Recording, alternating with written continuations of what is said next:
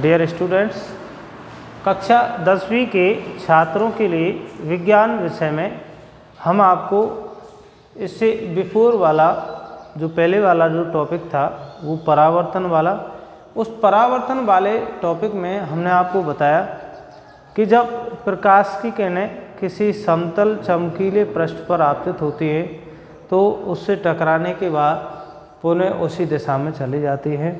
इसे परावर्तन कहते हैं। परावर्तन के लिए पृष्ठ का चमकीला होना आवश्यक है। यदि इस चमकीले पृष्ठ के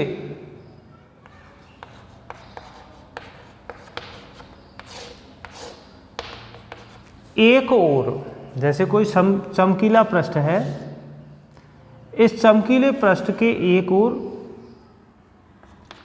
यदि हम कोई चमकीला पदार्थ का लेप कर दें तो ये दर्पण बन जाता है।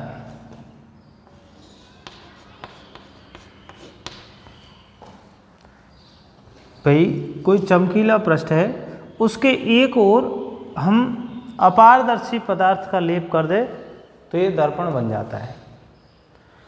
तो बनने वाला ये जो दर्पण है ये समतल दर्पण कहलाएगा।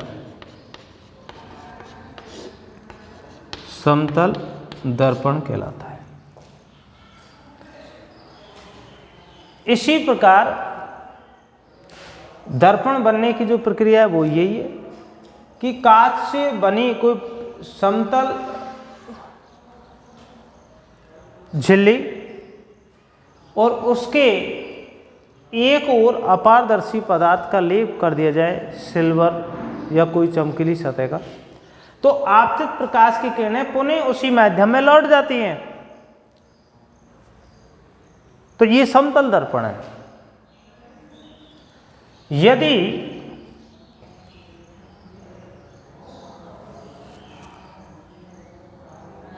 इन दर्पणों के जो पृष्ठ हैं यदि गोलीय हों, बनने वाले दर्पणों के पृष्ठ यदि गोलीय हों तो गोलीय दर्पण कहलाएगा।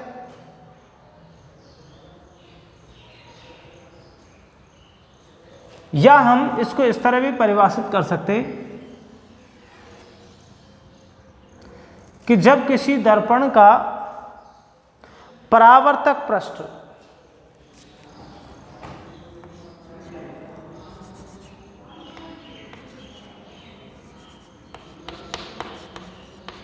गोलीय दर्पण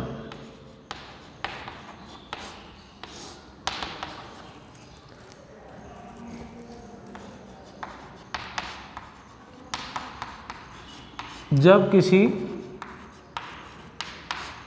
दर्पण का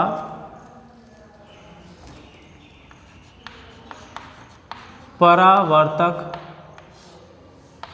पृष्ठ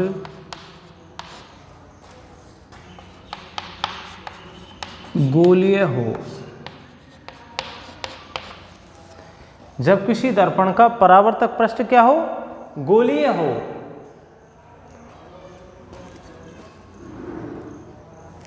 तो ऐसे दर्पण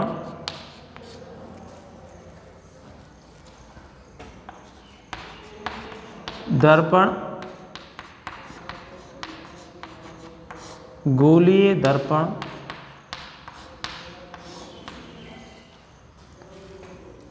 कहलाते हैं।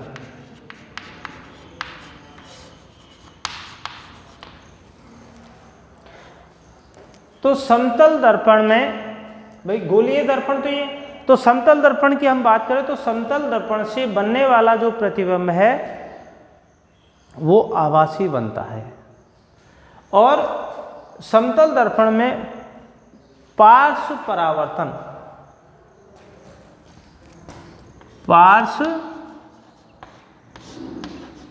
परावर्तन की घटना होती है। पार्श्व परावर्तन का मतलब है यदि हम किसी दर्पण में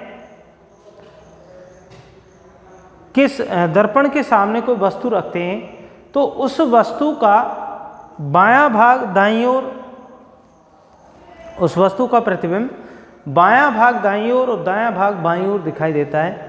इसे पार्श्व परावर्तन कहते हैं। जैसे हम यदि किसी दर्पण के सामने P लिख देते हैं और उस P के प्रतिबिंब को देखते हैं तो वो उल्टा दिखाई देता है। इसी प्रकार हमारे प्रतिबिंब में बायां भाग दाईं ओर दिखाई देता है और दायां भाग बाईं ओर दिखाई देता है। इसे ही पार्श्व परावर्तन कहते हैं। अब गोलीय दर्पणों में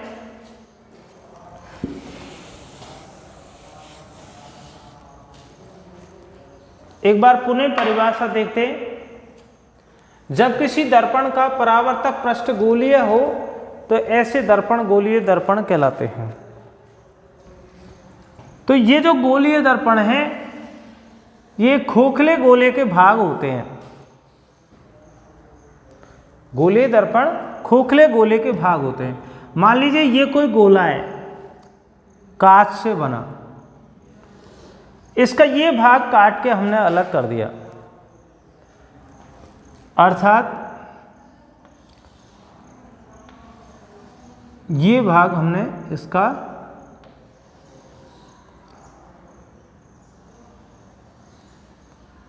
काट दिया। अब यदि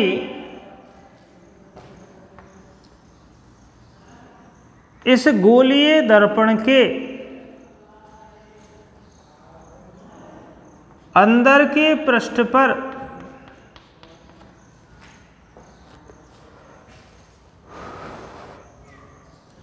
यदि परावर्तक आवरण या अपारदर्शी पदार्थ का लेप कर दिया जाए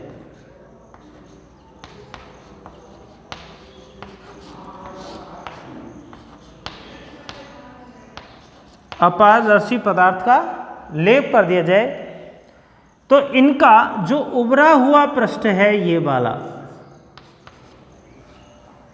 उत्तल पृष्ठ, ये परावर्तक सतह की भांति काम करेगा।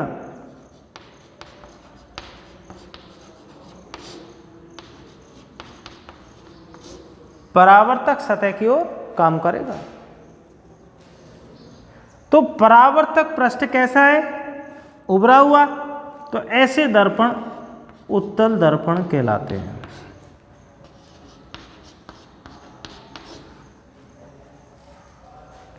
ऐसे गोलीय दर्पण जिनका परावर्तक पृष्ठ उभरा हुआ हो तो उसे उत्तल दर्पण कहते हैं। यदि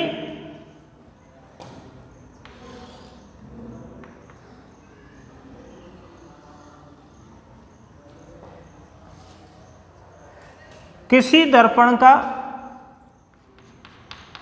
उभरा हुआ पृष्ठ पर अपारदर्शी पदार्थ का लेप कर देते हैं, कहने का मतलब बाहरी पृष्ठ पर, तो अंदर वाली सतह जिसको अवतल सतह कह रहे हैं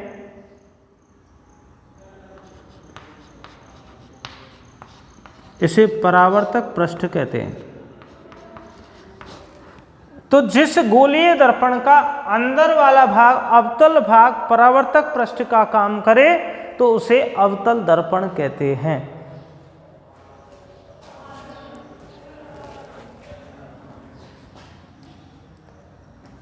नीचे लिखते हैं अवतल दर्पण।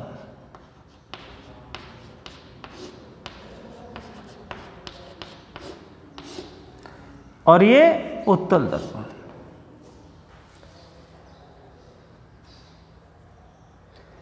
उत्तल दर्पण और अवतल दर्पण। अब यहां पर एक शब्द है अग्र विलेपित दर्पण।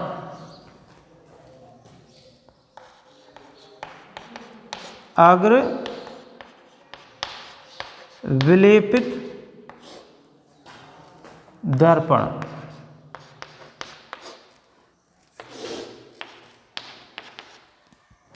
अग्र विलेपित दर्पण का मतलब है यदि किसी अवतल दर्पण में उभरी हुई सतह उत्तल सतह अर्थात जिसको कह सकते हैं बाहरी सतह, ये वाली,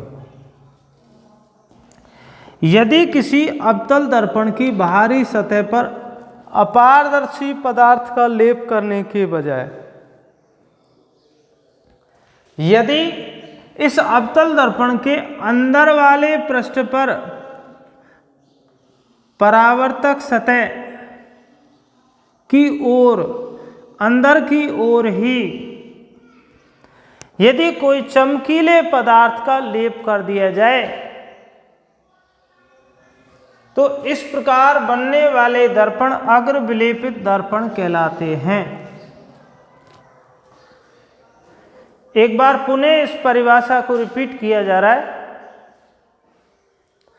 वैज्ञानिकों द्वारा यथार्थ मान प्राप्त करने के लिए, वैज्ञानिकों द्वारा यथार्थ मान प्राप्त करने के लिए किसी अवतल दर्पण के परावर्तक पृष्ठ की ओर, इस ओर परावर्तक पृष्ठ की ओर किसी चमकीले पदार्थ का लेप कर दिया जाए तो बनने वाले दर्पण को अवतल दर्पण कहते हैं। अब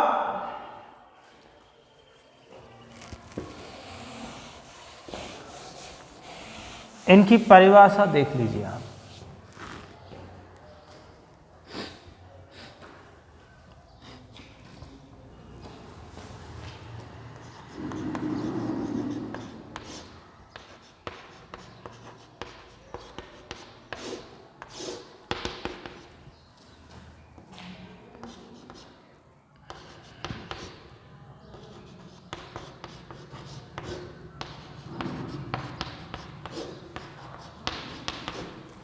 जब किसी दर्पण में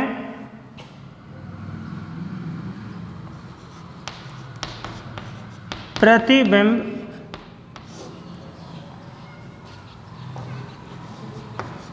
देखा जाए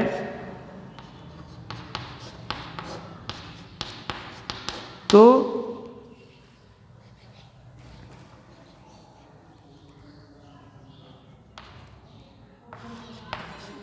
वस्तु का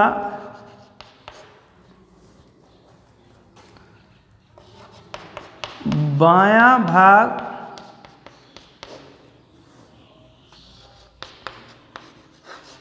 दाईं ओर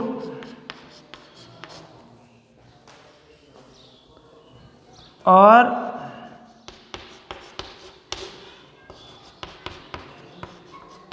बायां भाग, भाई देखो वस्तु का बायां भाग दाईं ओर और दायां भाग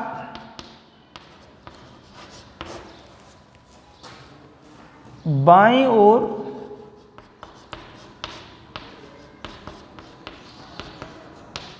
दिखाई देता है।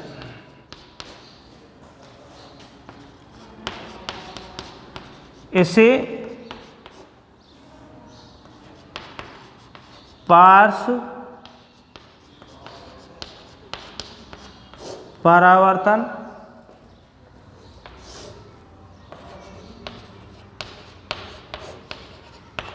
कहते हैं।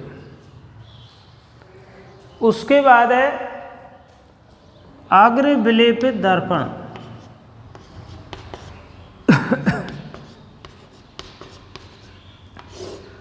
अग्र विलेपित दर्पण, अग्र विलेपित दर्पण से यहाँ तात्पर्य है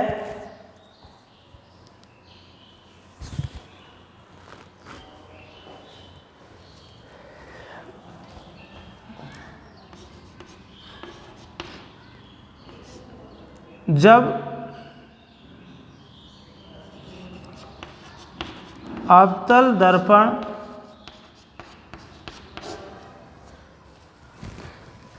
से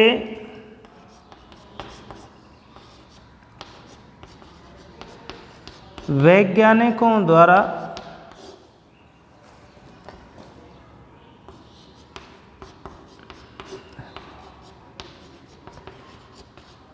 यथार्थ मान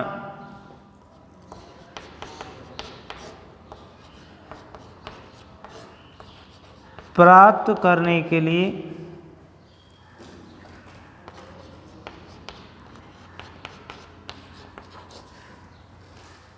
जब अवतल दर्पण से वैज्ञानिकों द्वारा यथार्थ मान प्राप्त करने के लिए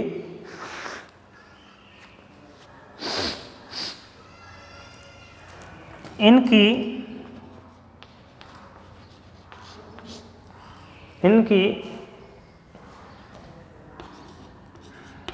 उत्तल सतह के बजाय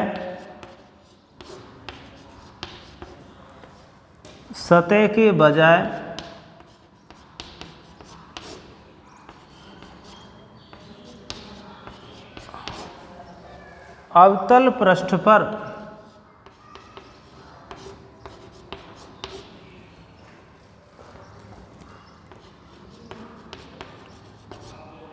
चमकीले पदार्थ का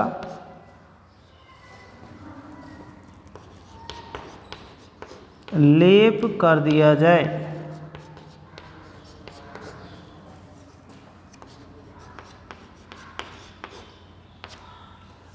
एक बार पुनः, जब अवतल दर्पण से वैज्ञानिकों द्वारा यथार्थ मान प्राप्त करने के लिए इनकी उत्तल सतह के बजाय अवतल पृष्ठ पर चमकीले पदार्थ का लेप कर दिया जाए तो इस प्रकार निर्मित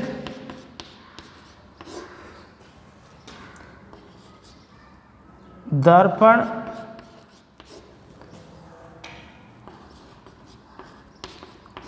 अग्र विलेपित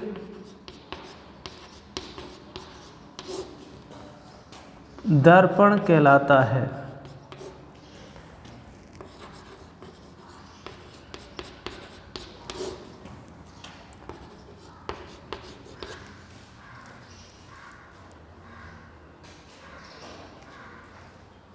जब किसी दर्पण का परावर्तक पृष्ठ गोलीय हो तो ऐसे दर्पण गोलीय दर्पण कहलाते हैं। उसके बाद पार्श्व परावर्तन है।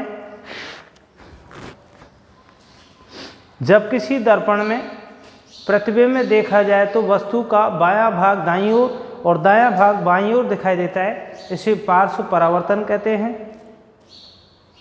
अग्र विलेपित दर्पण, जब अवतल दर्पण से वैज्ञानिकों द्वारा यथार्थ मान प्राप्त करने के लिए इनकी उत्तल सतह के बजाय अवतल पृष्ठ पर चमकीले पदार्थ का लेप कर दिया जाए तो इस प्रकार निर्मित दर्पण अग्र विलेपित दर्पण कहलाता है। अब है इन गोलीय दर्पणों से संबंधित परिभाषाएं।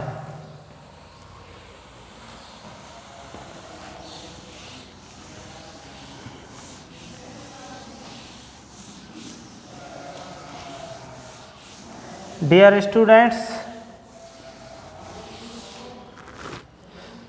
परावर्तन और अपवर्तन दोनों अलग अलग शब्द हैं, दोनों के सिद्धांत अलग हैं और दोनों में प्रकाश की किरणों की जो गमन है वो अलग अलग है। परावर्तन में तो प्रकाश की किरणें किसी समतल चमकीले पृष्ठ से टकरा के वापस उसी माध्यम में चली जाती, जबकि अपवर्तन में प्रकाश की किरणें एक माध्यम से दूसरे माध्यम में प्रवेश करती हैं। तो अपवर्तन की घटना तो प्रकाश की किरणों के वेग में परिवर्तन के कारण होता है, जिसको हम आगे बताएंगे। फिलहाल हम ये देखते हैं कि परावर्तन से संबंधित परिभाषाएं या गोलीय दर्पण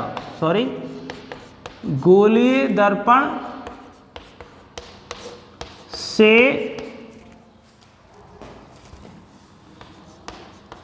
संबंधित गोलीय दर्पण से संबंधित परिभाषाएं।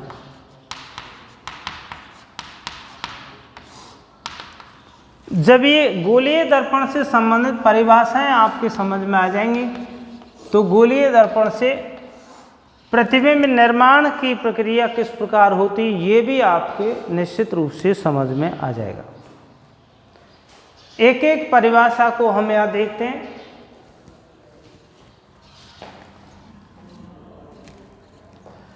पहले मैं परिभाषिक शब्दावली को समझाने से पहले मैं आपको चित्र के माध्यम से यहां बता देता हूं। देखिए डियर स्टूडेंट्स, ये कोई गोला है।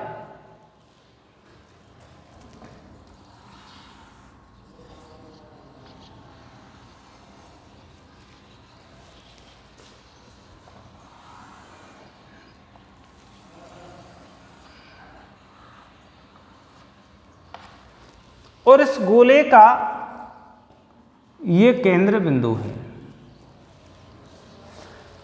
इस खोखले गोले से हमने ये कोई दर्पण प्राप्त कर लिया है।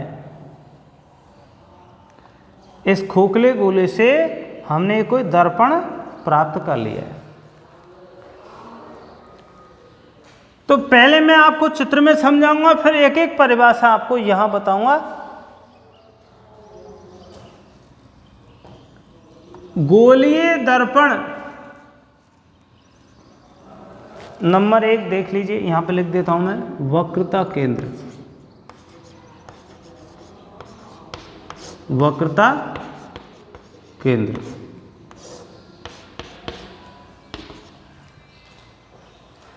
गोलीय दर्पण, ये गोलीय दर्पण, इसको यहां से काट दिया है, इसको यहां से काट दिया है। गोलीय दर्पण जिस गोले का भाग है उस दर्पण के परावर्त, गोलीय दर्पण जिस गोले का भाग है उस गोले के केंद्र को, इस गोले के केंद्र को इस दर्पण का वक्रता केंद्र कहते हैं। गोलीय दर्पण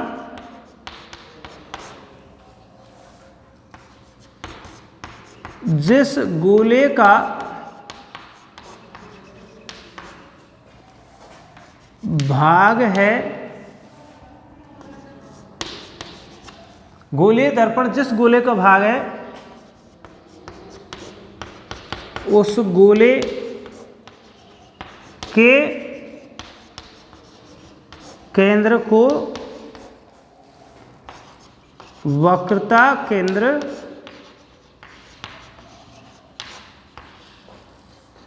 कहते हैं।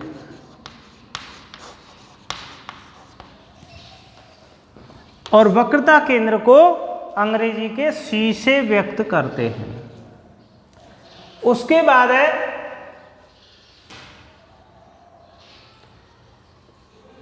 ध्रुव।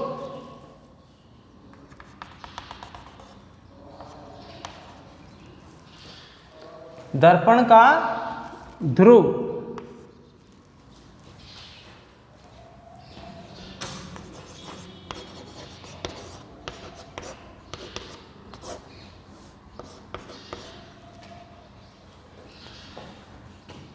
गोलीय दर्पण के परावर्तक, गोलीय दर्पण के परावर्तक पृष्ठ के केंद्र बिंदु, परावर्तक पृष्ठ के केंद्र बिंदु को ध्रुव कहते हैं।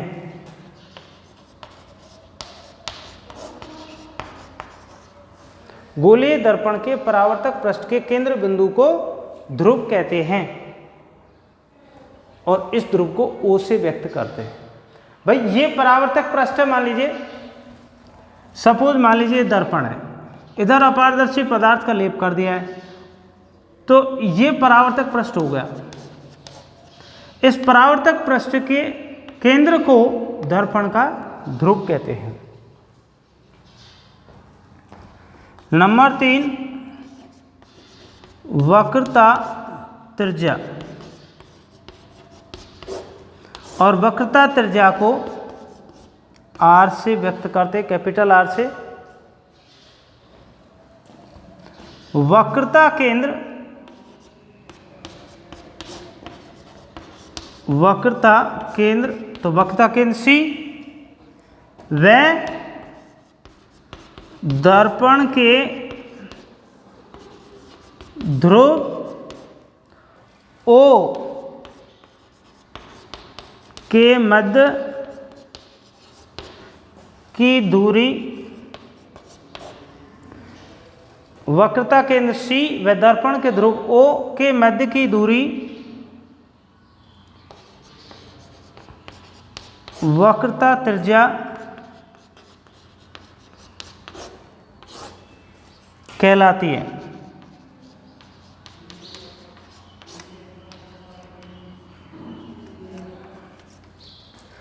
नेक्स्ट है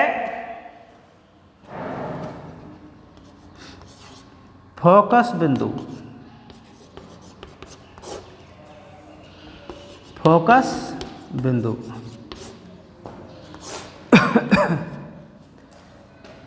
स्मॉल f, दर्पण से परावर्तन के बाद, दर्पण से परावर्तन के बाद, दर्पण से परावर्तन के बाद प्रकाश की किरणें, दर्पण से परावर्तन के बाद प्रकाश किरणें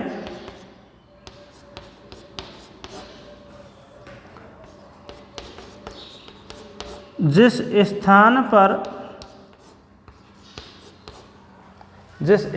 पर मिलती हैं या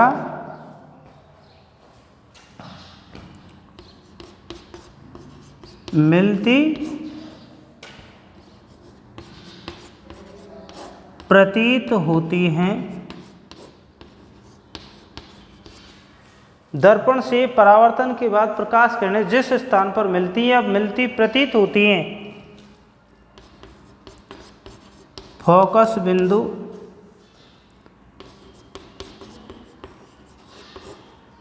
फोकस बिंदु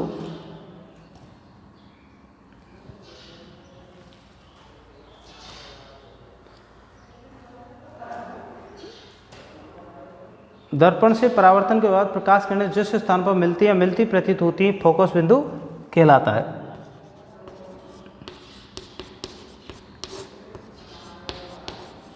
तो परावर्तन से संबंधित नियमों और उससे संबंधित कुछ डायग्राम्स को समझने के लिए सबसे पहले हमें ये शब्दावली जानना आवश्यक है, और इनके अलावा और जो भी शब्दावलियाँ हैं उनको हम नेक्स्ट डे में देखते हैं। बाकी सेम डे कल।